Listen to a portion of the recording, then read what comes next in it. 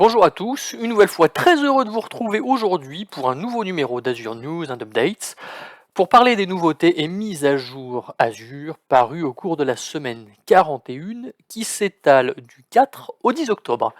Pour ma part, je m'appelle Arnaud Morvillier, je suis architecte solution cloud et fondateur de la société Grouna, dont le but est d'accompagner les entreprises de toute taille dans leurs aventures autour de l'écosystème Azure.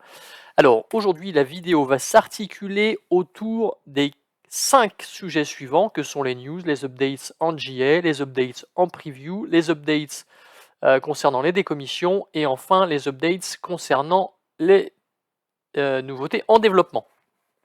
Écoutez, on est parti. Hop.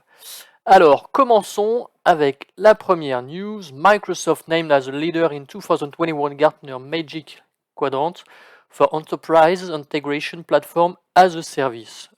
Donc là, c'est le Magic Quadrant annuel de Gartner, donc qui dit rentrée, dit nouvelle mise à jour des Magic Quadrants de Gartner. Microsoft est nommé comme leader dans la catégorie Enterprise Integration Platform as a Service pour la 4e année, notamment grâce au service dit Azure Integration Services, qui regroupe notamment les services Logic Apps, API Management, Service Bus, Event Grid, Data Factory et bien d'autres. Ensuite, on continue. Microsoft a obtenu la première place du Magic Quadrant 2021 de Gartner pour les outils d'intégration de données. Toujours pour le quadrant de Gartner, Microsoft est encore nommé leader dans la catégorie Data Integration Tools.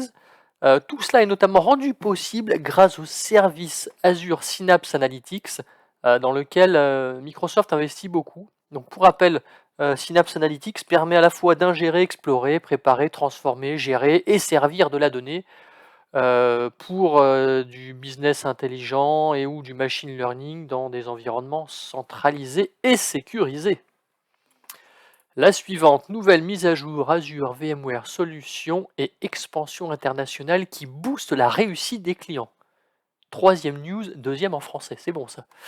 Donc pas grand chose de neuf à signaler, si ce n'est que Azure VMware est la solution Microsoft pour simplifier la migration des charges de travail hébergées sur les environnements, dans vos DC on-premises, directement sur Azure. On continue. Fin de la liste d'attente, Azure NetApp Files est prêt à être utilisé par votre entreprise dans votre portail Azure. Alors là, c'est une petite avancée pour les utilisateurs de Azure NetApp Files. Jusqu'à présent, il fallait soumettre une requête de liste d'attente pour pouvoir accéder au service. Ensuite, il fallait attendre que l'équipe valide votre accès. Aujourd'hui, c'est terminé.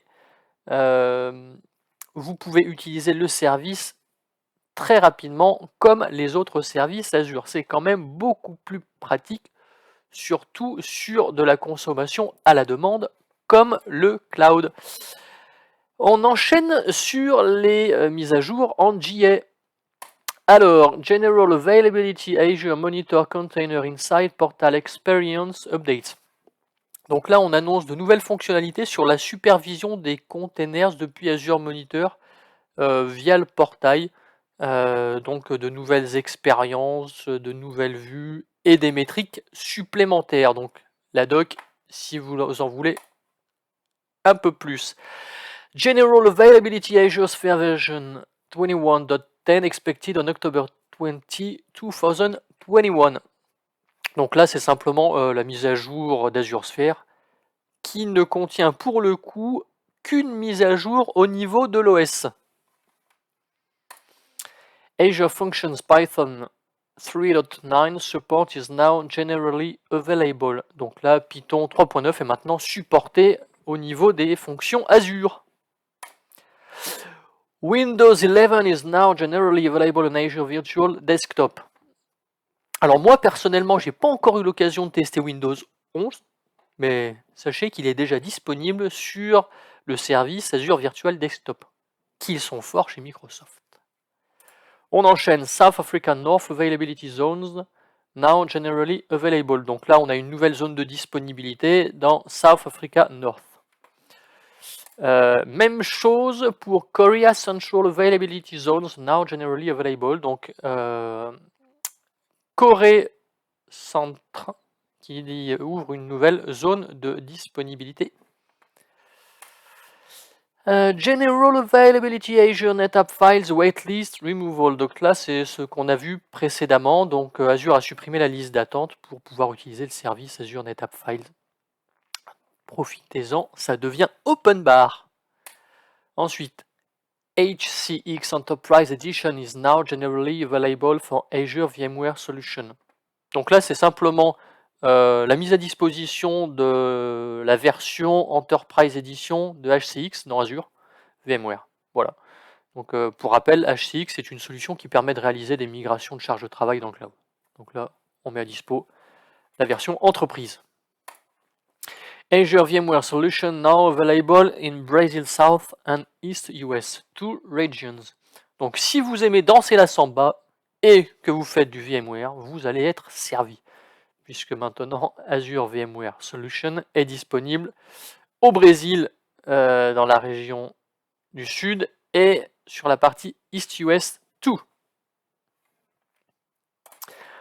On continue. Azure Stream Analytics. 2 new regions are now generally available. Donc, 2 nouvelles régions que sont China East 2 and China North 2 pour le service Stream Analytics.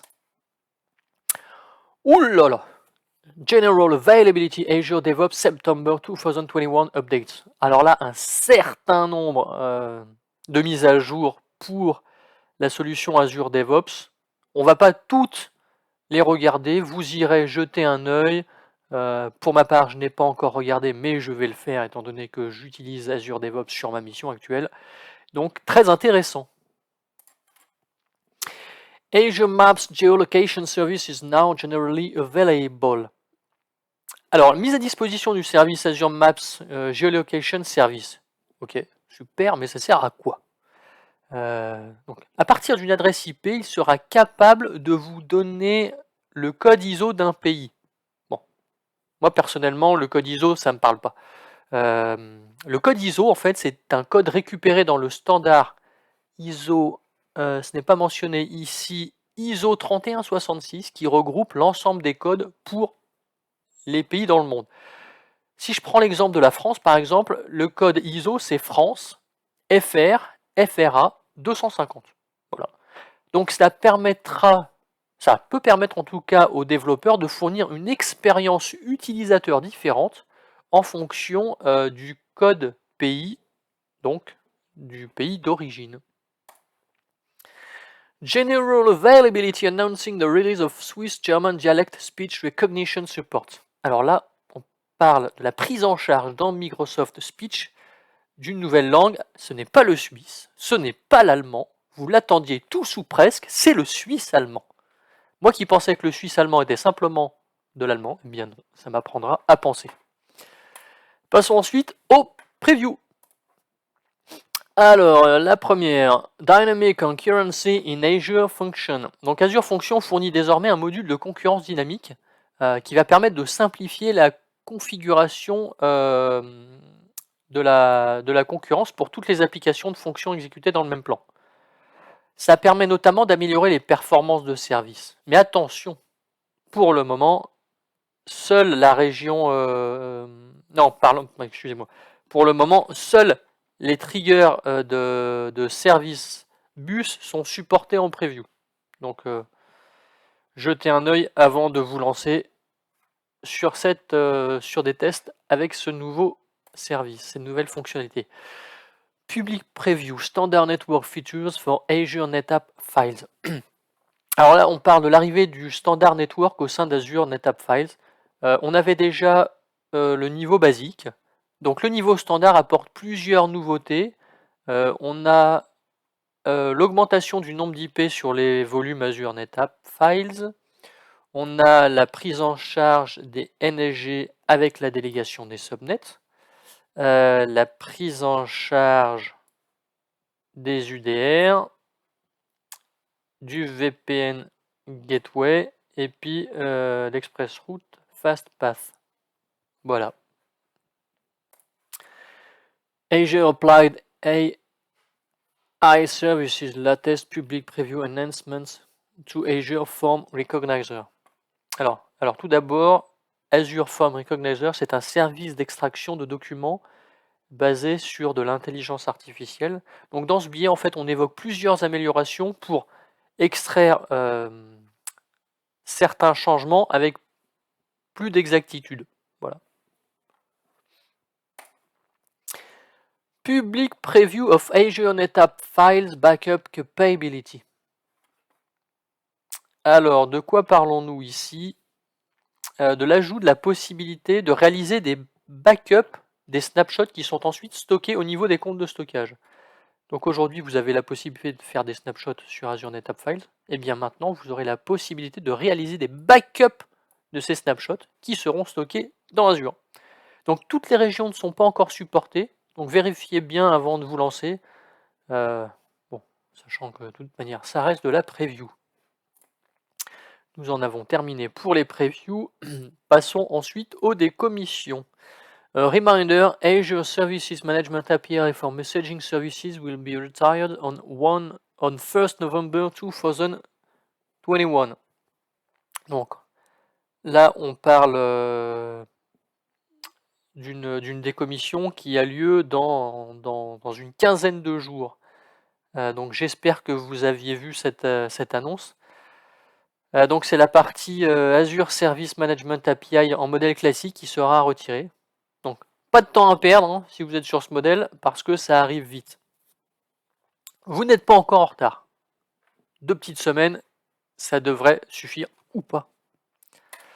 Ensuite, la partie en développement, on continue avec Azure NetApp Files Data Stores for Azure VMware Solution is coming soon. On se rend compte d'ailleurs qu'il y a eu beaucoup d'annonces cette semaine sur la partie NetApp Files. Donc je reviens à celle-ci. Donc une annonce qui est en développement évidemment. Donc il y a l'équipe qui planche déjà sur la création des datastores NFS depuis Azure VMware via Azure NetApp Files, ce qui va permettre de lever des contraintes au niveau de votre stockage on-prem. Voilà. Donc merci, nous avons terminé pour aujourd'hui. Merci de nous avoir suivis. Je vous souhaite un excellent week-end un peu en avance et revenez-nous en forme la semaine prochaine. Bonne journée à vous!